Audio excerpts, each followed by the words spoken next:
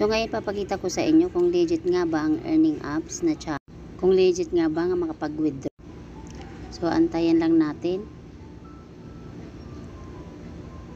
Ayan yung earnings. Ayan yung earnings ko. Antayin lang natin na mag-open. So ipapakita ko ngayon sa inyo yung history ng withdrawal. Ayan.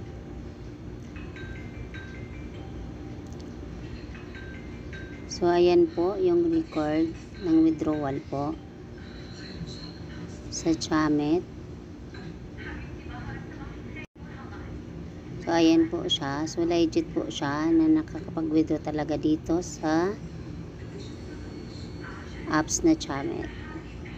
So yun lang po, sa mga gusto pong mag-join, i-message nyo lang ako para maturuan ko kayo kung paano kumita dito. Thank you.